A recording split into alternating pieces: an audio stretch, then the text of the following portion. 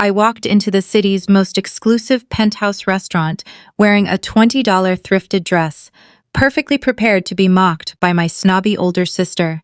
She loudly declared my outfit proved I was a financial failure.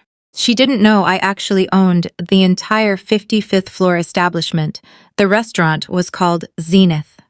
It occupied the entire 55th floor of the Apex building, in the heart of the financial district, boasting panoramic, floor-to-ceiling glass walls that offered a breathtaking view of the urban skyline. It was the kind of ultra-exclusive establishment where securing a table required a 6-month waitlist, and basic appetizers started at $85. I arrived wearing a simple navy slip dress I'd found at a vintage shop and a pair of scuffed leather loafers I'd worn daily for 3 years. My older sister, Victoria, was already waiting by the mahogany host stand. She was draped in a tailored designer gown that easily cost double my monthly rent, and her husband, Julian, wore a bespoke charcoal suit that practically radiated Wall Street arrogance. "Oh, wow. You actually showed up," Victoria said the moment her eyes landed on me, her perfectly glossed lips pulling into a tight, insincere smile. "I honestly wasn't sure you'd be able to swing it tonight." "It's Mom's 60th birthday," I replied evenly, ignoring the jab. "I wouldn't miss it, right? Well, let's just hope you budgeted for this," she muttered under her breath as the host guided us toward the VIP section. "This place is astronomically expensive, but Julian insisted we treat Mom to the absolute peak of luxury." I didn't take the bait. I simply followed her through the softly lit dining room, weaving past tables of elite socialites and tech billionaires, until we reached the private dining atrium. The space was magnificent. A massive marble table was set for 12, gleaming with crystal goblets and gold-rimmed porcelain. Thick beeswax candles cast a warm glow, and beyond the glass, the city lights shimmered like a sea of crushed diamonds. My mother sat at the head of the table, looking radiant in an emerald silk dress. My father was seated to her right, already swirling his bourbon. My older brother, Harrison, was there with his new fiancée, along with my Aunt Clara and Uncle Richard, the people who formed the core of our family's critical inner circle. "There she is," my mother announced, standing to give me a brief, obligatory hug that felt more like a formality than an embrace. "We were starting to think you couldn't afford the parking garage." "The traffic bridge was backed up," I said smoothly, which wasn't a lie. "Well, grabs a seat," she said, gesturing vaguely down the table. My designated chair was at the absolute farthest end of the table, sandwiched between my sullen, iPad-glued teenage nephew and a structural pillar. It was, without a doubt, the worst seat in the room. I took my place without a word of complaint. Victoria, naturally, claimed the seat of honor directly beside our mother. "Should we kick things off with some champagne?" she projected, ensuring the entire room could hear her. "Mom deserves nothing but the absolute finest tonight." I took the liberty of pre-ordering the 2008 Cristal. Julian chimed in, adjusting his Rolex. "We're going all out." The white-gloved sommelier appeared like a ghost. "An impeccable choice, sir. I will pour immediately." I sat back and watched the theatrical performance unfold. Victoria lived for these specific moments. She thrived on aggressively demonstrating her financial superiority and proving how elite she and Julian were. She was the vice president of public relations at a massive tech firm, and Julian managed a high-yield corporate hedge fund. Combined, they pulled in north of $600,000 a year. It was a massive amount of money, and they made sure everyone knew it. If you have ever had to sit through a family dinner while a toxic, narcissistic sibling tried to humiliate you over your bank account, smash that like button, subscribe to the channel, and let me know in the comments exactly how you handled it. Because the karma in this story is about to be incredibly satisfying. When the sommelier reached my end of the table with the frosted bottle of Cristal, Victoria suddenly raised her manicured hand. "Actually, just sparkling water for my sister, please," she said, dripping with fake sweetness. "The champagne is a bit steep, and I don't want her stressing over the bill." "I'll have the champagne," I said, looking right past her to the sommelier. The server hesitated for a fraction of a second, reading the room, before smoothly nodding. Right away, miss, he murmured, filling my crystal flute. Victoria's jaw clenched, but she quickly masked it, raising her glass high. To Mom, 60 years of absolute elegance. We adore you. We all clinked glasses. The champagne was extraordinary, crisp, complex, and perfectly chilled. The dinner service began with an array of decadent appetizers, imported caviar blinis, wagyu beef tartare, and a rich, velvety lobster bisque. Victoria took it upon herself to order for the entire table, loudly selecting the most exorbitant items on the menu with an air of casual superiority. Can you believe the ambiance in here? She gushed to our mother. Julian read that this place is owned by some mysterious young hospitality savant. It's literally the most impossible reservation in the state right now. It's breathtaking, darling, my mother agreed, dabbing her lips. While Uncle Richard launched into a story, Victoria leaned over her chair, pitching her voice so only I could hear. Just a heads up, every single appetizer here is at least $45, she whispered. I don't want you having a panic attack when the check drops. Julian and I are covering the lion's share, obviously, but we expect everyone to pitch in. Try to scrape together $150, okay? I took a slow sip of my Cristal and gave her a tight nod. The main courses arrived like a choreographed ballet. Dry-aged ribeye steaks, buttery Chilean sea bass, and plates of black truffle risotto. This is a $120 cut of beef, Victoria announced to the room, slicing into her steak. Dry-aged for 40 days. Julian, your palate is just unmatched. Only the absolute best for this family. Julian beamed, puffing out his chest. Down the table, Harrison was loudly detailing his recent corporate promotion, and Aunt Clara was bragging about her upcoming luxury cruise through the Mediterranean. The entire dinner was a synchronized performance of wealth, status, and perfectly curated illusions. I ate my sea bass in total silence. It was flaky, perfectly seasoned, and melted on the tongue. So, Maya? Harrison called out, pausing his bragging just long enough to put me on the spot. He used the tone reserved for speaking to a disappointing child. How are things at the little bakery? Things are great, I replied evenly. Wait, you're still working there? Victoria gasped, feigning shock. What is your title now? Shift supervisor? Something to that effect, I said casually. This was the narrative they all believed. 5 years ago, I had abruptly resigned from my high-stress corporate finance job, telling the family I needed to step back and reevaluate my life. Shortly after, I started working the early morning shifts at a quaint, brick-exposed bakery across town, pulling espresso shots and boxing up croissants. What I deliberately neglected to tell them was that I had purchased the bakery, the entire commercial building it occupied, and subsequently launched a massive hospitality management group that now owned 6 of the most profitable, high-end venues in the metropolitan area. It must be so nice, Victoria sighed, dripping with condescension. Having zero real-world responsibilities, just pouring lattes and sweeping floors, no corporate stress. I mean, the pay must be absolutely abysmal, but it's a simple life. It pays the bills, I said lightly. I'm sure you scrape by, she cooed, patting the air in my direction.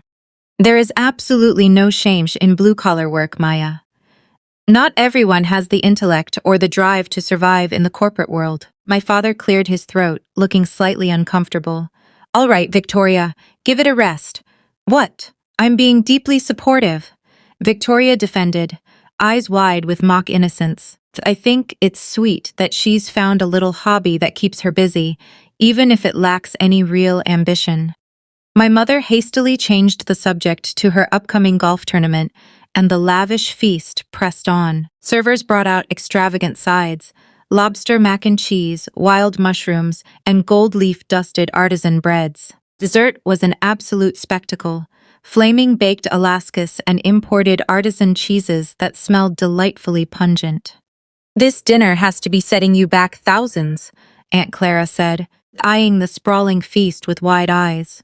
We're looking at about $6,000 tonight, Julian casually bragged, leaning back in his chair. But Mom is worth every single penny. You two are entirely too generous. My mother gushed, squeezing Julian's hand.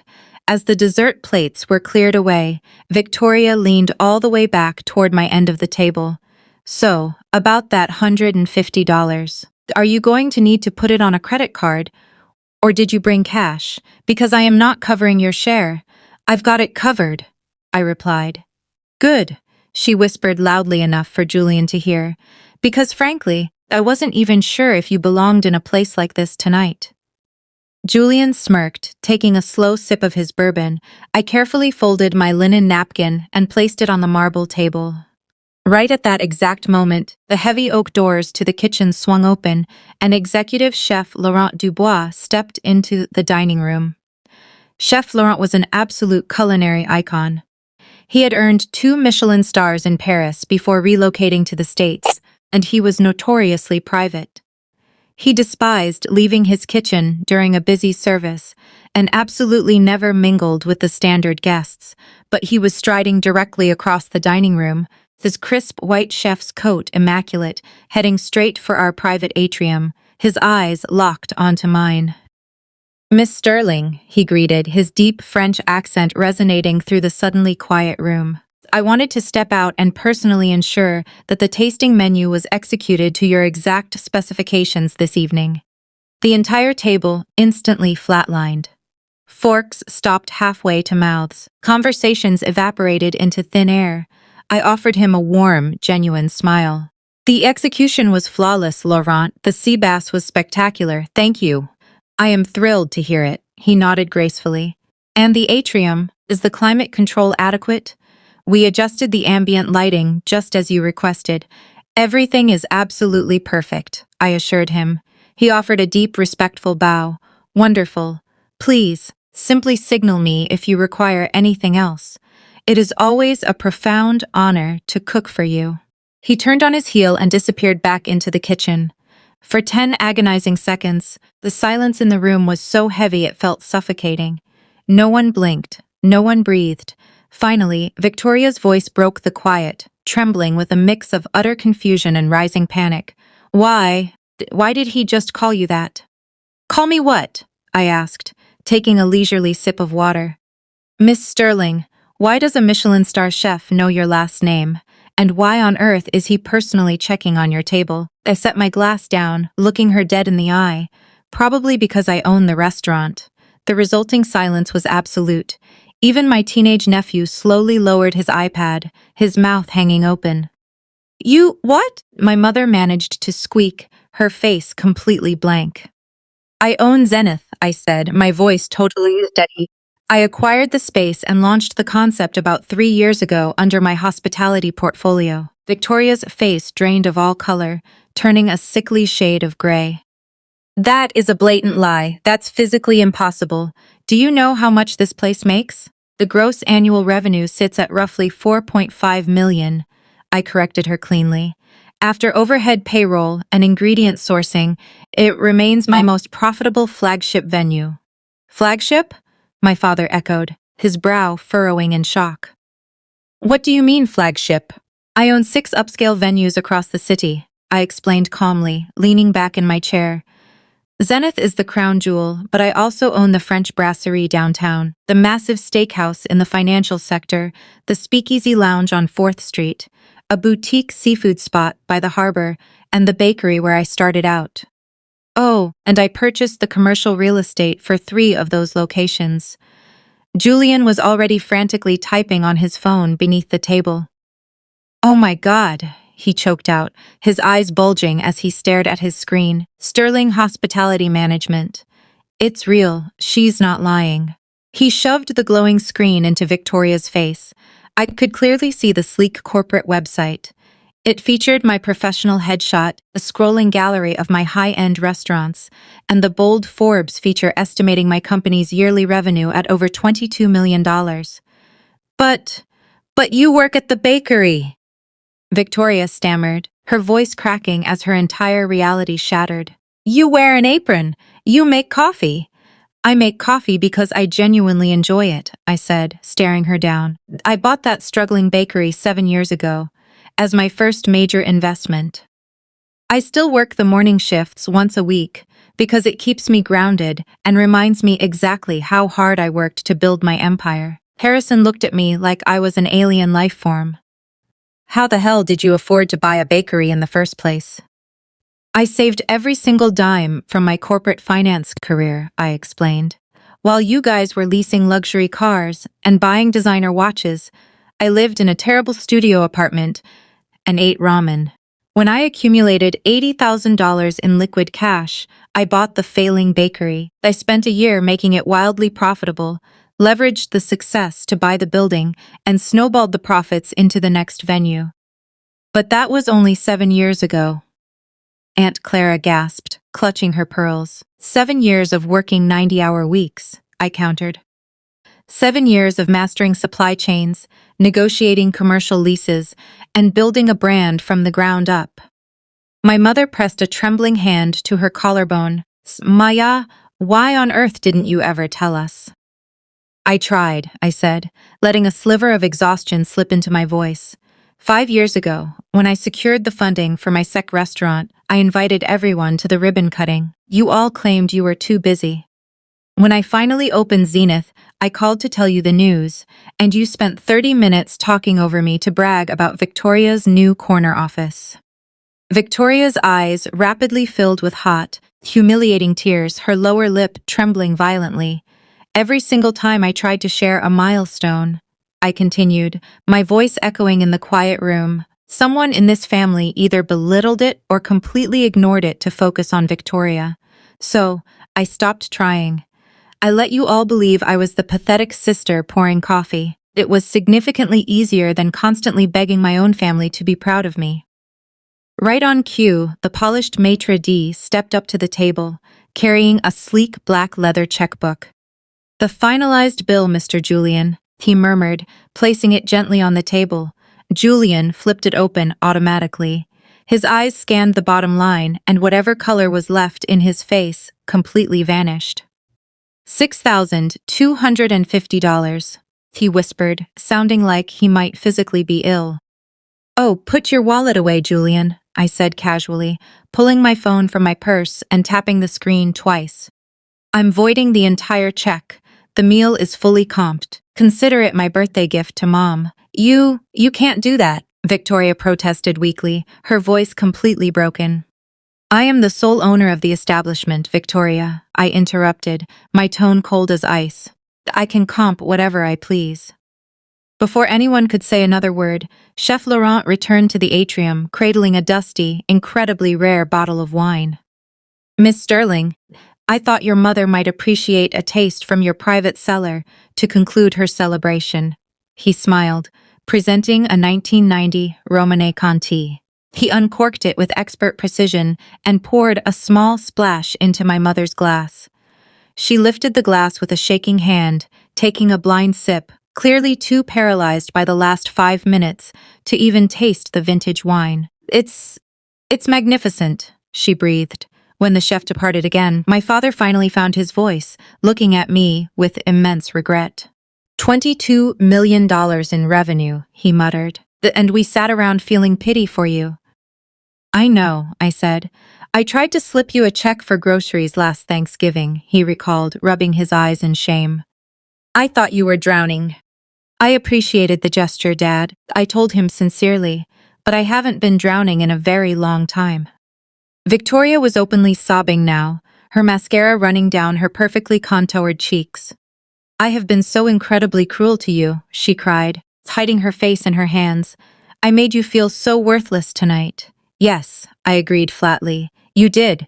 I'm so sorry, Maya, she choked out. I needed to feel like I was better than you. I needed to be the successful one. I know you did, I replied. But the difference between us is that I never needed you to fail in order for me to feel successful. My mother reached across the sprawling table, desperately grabbing my hand. Maya, I am so incredibly proud of you. I should have been listening. I should have seen how brilliant you are. It's fine, Mom, I sighed. It is not fine, she insisted, tears spilling onto her cheeks.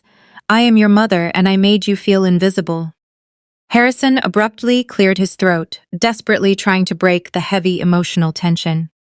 So, theoretically speaking, are you hiring at the corporate level? I actually let out a genuine laugh. Are you seriously pitching me for a job right now, Harrison? I mean, you're a literal multimillionaire, and I absolutely despise my boss. He shrugged, offering a sheepish grin. So, yeah, I'm officially submitting my resume. I'll think about it. I smiled. The remainder of the night was surreal. The arrogant, boastful dynamic of my family had been completely shattered.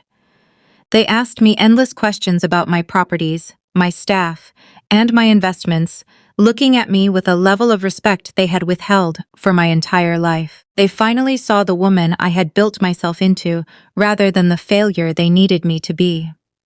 When we finally descended to the parking garage, Victoria caught me by the elevators. She looked exhausted, her designer gown suddenly looking very small.